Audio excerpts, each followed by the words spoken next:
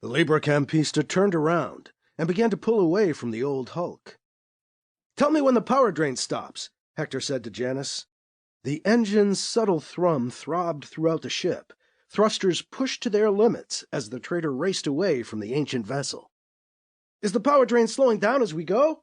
Hector asked, his attention taken up in teasing more acceleration out of the rear drives. "Yeah, looks like," Janice said. "Hard to be sure."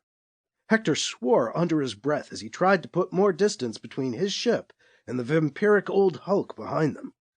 The engines strained, vibrating the entire vessel. He could feel it in his teeth. Hector hoped the old Libra Campista didn't shake apart. The thought made him swear again. After a long, juddering minute, Janice spoke up.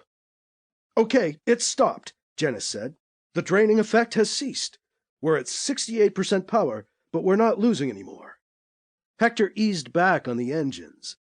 Their thrumming dulled down to its more usual low-pitched hum. "Nor are we gaining power back," Ryoshi said, nodding at the controls in front of her. "We should keep going, so the power reserves can build back up." Hector nudged the controls to keep the ship moving away. One of the hired muscles spoke up. "Not getting any brighter," Mercer said, as he looked around the dim bridge. "Neither are you." The other grunt, Pearson, snarked at his fellow security and handling officer. "Shut it, you two," Hector said. "I need to think." He was beginning to feel the same sense of wrong Bob Bond had described, an uneasy feeling something wasn't right. He felt cold.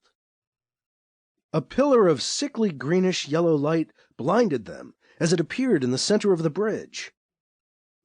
As their eyes adjusted, they watched the light blur and become a strangely shaped man.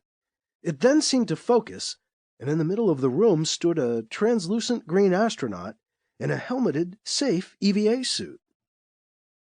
Hector couldn't make out any details of the phantom astronaut's face inside of the helmet, if the ghostly astronaut even had a face.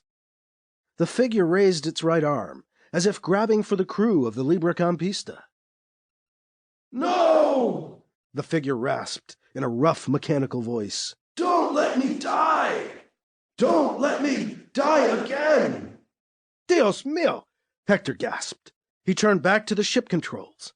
Hector punched in a trans-space jump and prayed they were far enough away from the gravity footprint of the old ship to make it clean.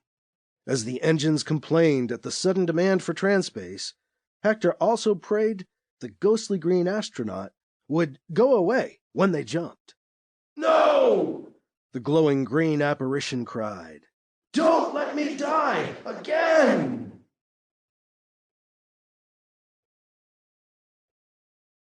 To keep listening to this audiobook, I've left you a link in the description so you can do it, at no cost thanks to Audible's 30-day free trial.